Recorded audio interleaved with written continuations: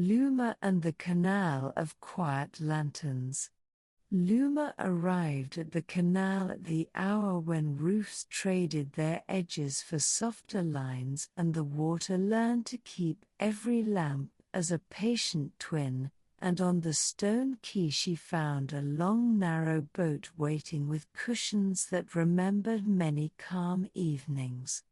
A courteous otter in a vest the color of wet slate lifted a paw in greeting and invited her aboard with a bow that did not disturb the quiet held by the water, and he introduced himself simply as the boat guide who trusted currents more than clocks. Luma stepped onto the deck and felt the boat accept her weight with gratitude, a depthless nod that the canal returned, and she tucked her tail along the cushion while the otter loosened the rope from its ring. The boat drifted away from the quay with a movement as subtle as a long familiar breath, and the guide set a small pole into the gentle water, sending ripples that wrote soft sentences which the archers would later read when they had time. Above them a chain of lanterns crossed the canal from balcony to balcony, each lantern offering a mild glow like a peach wrapped in thin paper, and their reflections followed below as if the canal kept a second sky tucked inside itself for nights that wished to be kind. From open windows came aromas of bread cooling on racks, orange peel resting in tea, and cedar drawers closing with care, and those scents stitched themselves into the night without hurry. The otter pointed ahead, not to direct her gaze but to share it, and he spoke in a low voice about the route, a circle through neighborhoods that had learned the language of water, and a pause beneath a bridge where stones kept a memory of many small wishes. Luma listened and then listened again to the texture beneath his words, which was the slow practice of someone who moves with tides of people and tides of hours with the same respect. The first bridge rose like an eyebrow drawn by a generous artist, and under it the boat's voice changed, the gentle chop becoming a hush that belonged to sheltered spaces. Luma reached a paw into the cool surface and lifted a thin sheet of night which broke into silver leaves that rejoined the canal, and when the drops fell back they made a cadence that her breath accepted as a teacher. Along the walls ivy draped itself in patient lines, and behind the ivy were small doors at water level where shopkeepers once stepped out to receive crates of fruit and bundles of cloth, and though many of those doors now slept, they dreamed with dignity. A cat sat on a stair and blinked as if approving the passage of quiet travelers, then resumed its study of reflections that made playthings for eyes. The otter guide tapped the pole twice on the deck, a signal to the canal that they would be turning after the next corner, and the canal agreed with a circle of widening rings. They glided into a narrow stretch where laundry lines crossed above like pale bridges for small winds, and the cloth there moved in a rhythm so slow that it seemed to be breathing with the houses. A woman on a balcony watered herbs and paused to let the watering can speak for a few heartbeats, and in that pause a tiny bird took a sip from a saucer and then decided to thank the saucer by looking beautiful near it. The otter asked Luma whether she would like to try the pole, and when she nodded he showed her a steady grip and a gentle set, and the boat understood at once, shifting with the kind of trust that only arrives when wood and water and paws have introduced themselves. She pushed and felt the canal answer through the pole, a patient strength, a tempered willingness, and the boat replied by gliding with the slightly different flavor that comes when a new hand writes a familiar word. They passed a bakery barge moored for the evening, and inside an elderly couple counted loaves with lips moving in friendly arithmetic while a kettle made a cloud of steam shaped like a slow thought. The smell of rye and sesame and warm air joined the canal and drifted between the lanterns like a letter with no address but many eager readers. At a wider basin the water opened like a plaza, and benches of stone welcomed small groups who had brought their quiet with them and were sharing it freely.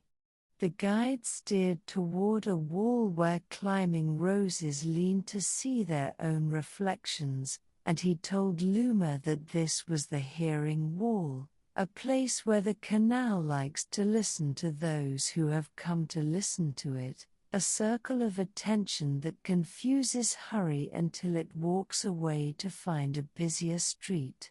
Luma placed her ear near the stones and found that they held not voices but breath, many breaths layered like silk, the inhale of a cook after a long shift, the exhale of a child learning the taste of sleep, the steady all-night breathing of the canal itself.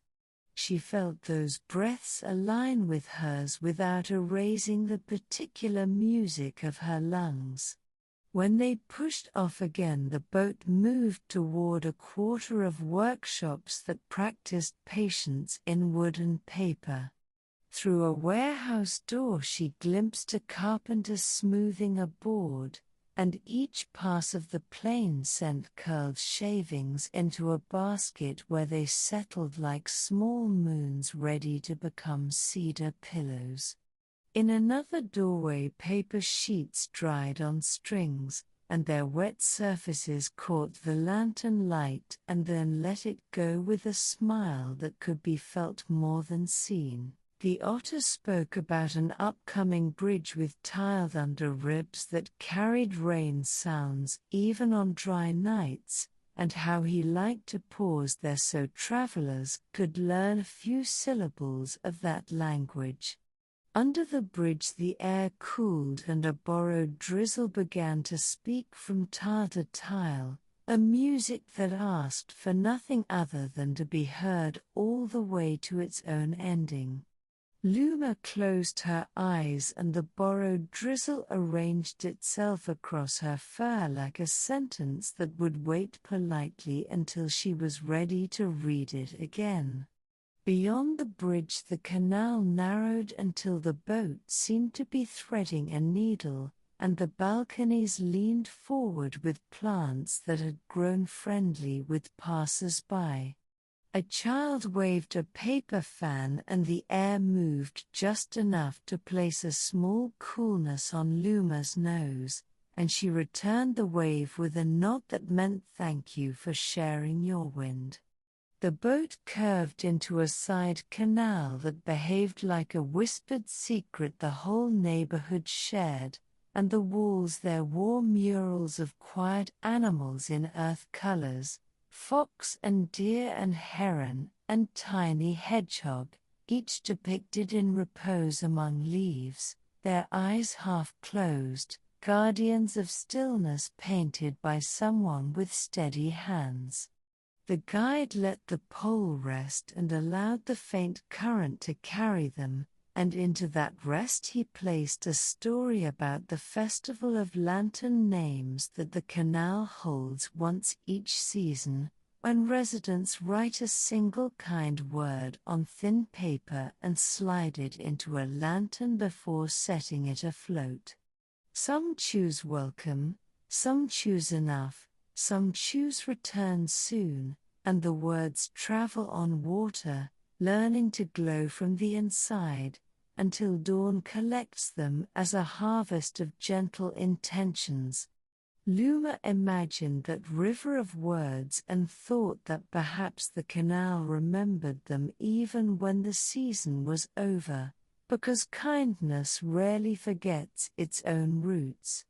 They reached the quiet basin of small workshops where artisans repaired string instruments that needed the night to listen while glue learned to be part of wood, and a window there framed two hands turning pegs with the respect one would give to the wrist of a sleeping friend.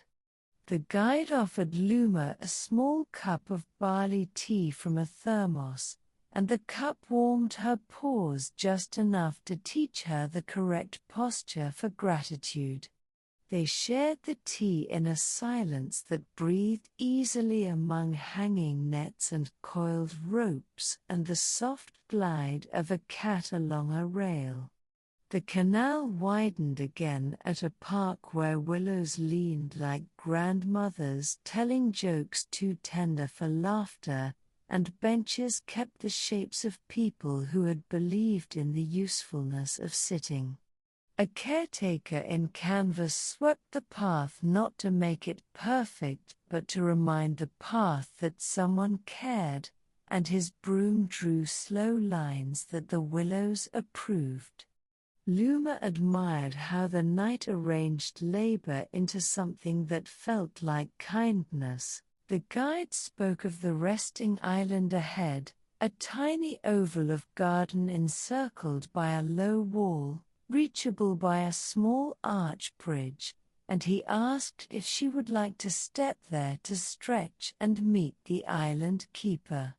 She agreed, and as they moored at a ring shaped like a small fish the island keeper appeared, a woman with hair gathered in a scarf, carrying a watering can and the smile of someone who knows what every plant prefers to hear.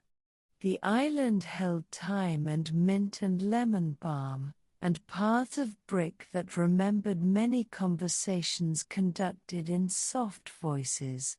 The keeper invited Luma to taste a leaf of mint that had stored all of today's light and was willing to share it in the hours when light sleeps, and the mint answered on her tongue with a brightness that did not argue with the dark. Near the center a tiny shrine kept pebbles brought by travelers who had found rest on the island, and each pebble carried a word inked in patient script. Luma read dawn, porch, lantern, bread, and she placed her own pebble with the word breath written carefully, then bowed with a motion that seemed to belong to the island as much as to her. They returned to the boat and pushed off with a quiet scrape that sounded satisfied to have had a purpose. The canal ahead divided into three slender ways like a hand offering choices, and the guide chose the middle without claiming a reason, which made the choice feel honest. This way led through an arcade of brick where vines had been trained into arches between arches, and the air carried the cool of shaded courtyards where cats and teapots doze. Luma watched and learned that the drying of glue is a quiet art and that books have lungs which prefer patience. The boat moved on and the canal laid out a new page made of water for them to read. Past the bridge the canal accepted a narrow stream that entered from a garden, and a new scent arrived with it, the smell of wet soil and night jasmine, cool and sweet and patient. The guide's pole made a small conversational sound against the bottom, like cutlery placed on a table after the last bite has agreed to be saved for morning. A lantern on a balcony above flickered once as if remembering a story and then steadied as if to continue it for anyone who preferred the ending that takes its time. The next bend revealed a square where a few people practiced Tai Chi under the guidance of a teacher who moved like water explaining itself, and even from the boat Luma could sense the invisible threads connecting wrist to air and foot to stone, and she let those threads brush her fur without asking them to hold. Beyond the square, an old mill facade kept a wheel that turned slowly only when the canal approved, and tonight the wheel chose to rest, letting moss be the only motion upon its spokes. The guide smiled and said that rest is also work, and the wheel had put in many good hours. They floated near a warehouse wall, where an artist had hung chimes at different heights, and the light breeze composed a piece titled Corridor for Kind Wind, and the notes stepped outward upon the water as careful as a librarian's walk. In another reach the houses grew narrow and leaned toward one another like friends trying to hear the same secret, and between their upper floors lines of tiny flags crossed, each flag with a word stitched on it: patience, shelter, hello, again, a string of advice offered to any sky that might be passing. The boat entered a cul-de-sac of water called the Memory Pocket, where the canal liked to collect the day's soft sounds before the city slept, and Luma heard spoon on bowl, page turning, a broom beginning then pausing to consider, a chair deciding to accept a new position on the floor, and the faintest echo of a laugh that had no sharp edges. The guide dipped the pole to say thank you, and the pocket seemed pleased. Near the end of the circle they glided into the oldest quarter where stones carried the polish of centuries, and there the canal stepped through a gate into a garden of walls so low that even water could see over them. In this garden the city stored its gratitude, not as statues or plaques but as small chores done for one another in advance, a broom set ready, a cushion placed where someone would sit later, a bucket filled for tomorrow morning's flowers. Two children on a bench counted lanterns by colors and then gave up counting to tell each other what their favorite types of quiet looked like, and Luma listened and learned that one child liked the quiet of a pencil on paper and the other liked the quiet inside a seashell held near the cheek. The guide asked if she wished to ring the night bell. A small bronze cup hung from a beam at the garden's edge, and she did, and the bell answered with a note that traveled away until it returned as a friendly echo borne by the water. They drifted back toward the quay where they had begun, and the canal walked with them, unspooling reflections carefully so no image would be stepped on by its own twin. The otter tied the rope with a knot that had remembered how to be both firm and gentle, and he offered Luma a little paper packet from a drawer, inside it a biscuit scented with orange and a folded card printed with the canal's breathing practice: in for 4, hold for 2, out for 6, rest for 2, to be used wherever a current might live.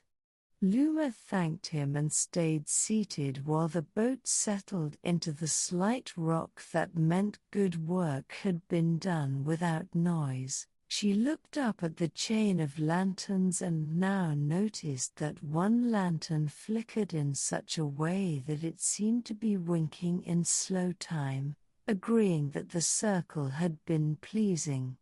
She stepped to the quay and felt the stone remember her pause already, as if the city enjoyed familiarity with travelers who choose soft paces. She walked along the canal's edge for a little while with the packet tucked beneath her chin, and she paused to watch a late barge carry crates of apples that had learned the exact roundness of comfort, and the scent of them reached her with a polite knock. When she reached a bench near a willow, she sat and opened the card and read the breathing practice again, and for a few minutes she practiced under the halo of a nearby lamp, counting with the eager calm of someone whose lungs have found a friend.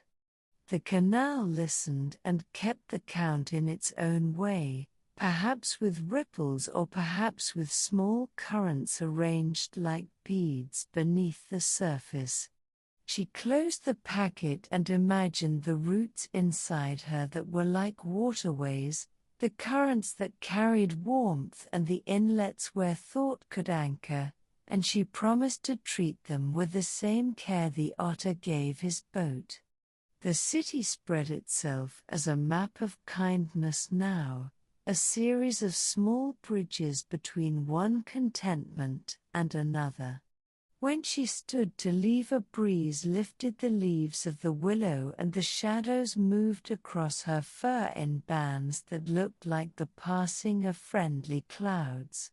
Her room was not far and she knew the route by scent as much as by memory: bread and jasmine and wet stone and a hint of tea, and she carried these as provisions for the short journey. At her door she turned once more toward the water and whispered thank you to the canal and to the lanterns and to the otter whose work resembled a lullaby, and it seemed to her that the canal replied by settling a little, as beds do when someone lies down and the mattress remembers the exact weight of comfort.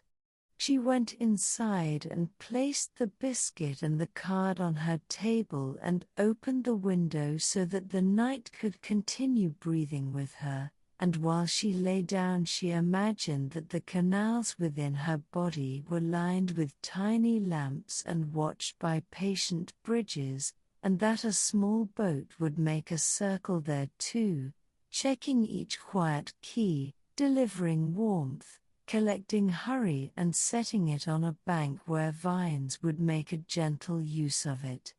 In that imagination her pulse became the pole, and her ribs the arches, and her breath the current that chose always the middle way, and sleep arrived not as an arrival but as a boat that had been moving alongside all evening, now pulling close, now touching hull to hull, ready to drift with her into longer waters where dawn would eventually float a pale ribbon and tie it loosely to morning.